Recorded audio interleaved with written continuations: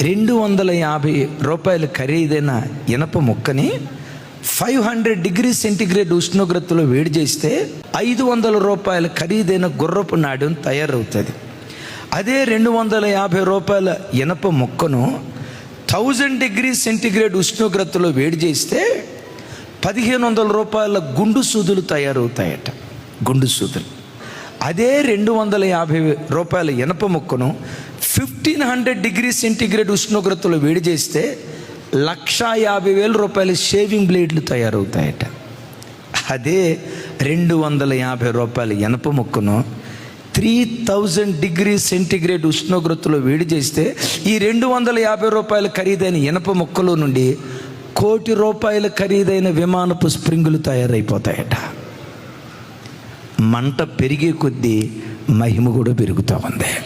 కొంచెం శ్రమలు కోరుకున్నావు అనుకో, ఇహమందైనా పరమందైనా కొంచెం మహిమే దేవుడు నీకు ఇస్తాడు.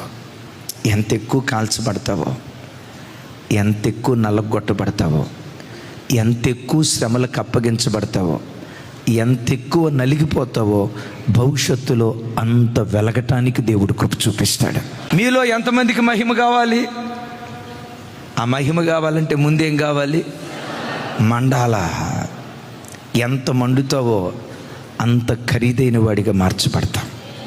దేవుడు ఎక్కువ శ్రమలు నీకు అనుమతించాడా?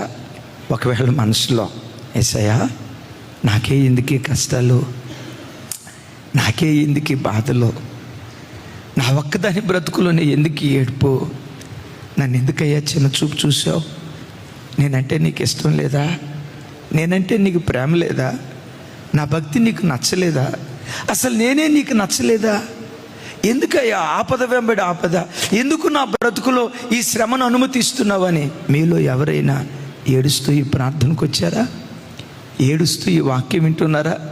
ఈరోజు కాల్చబడుతున్న తమ్ముడు, ఈరోజు శ్రమల కొలిమిలో నల్లగొట్టబడుతున్న చెల్లి, ఈరోజు ఎంత నలుగుతున్నావో భవిష్యత్తులో అంత వెలిగేటట్లుగా దేవుడు కార్యం చేయబోతున్నాడు.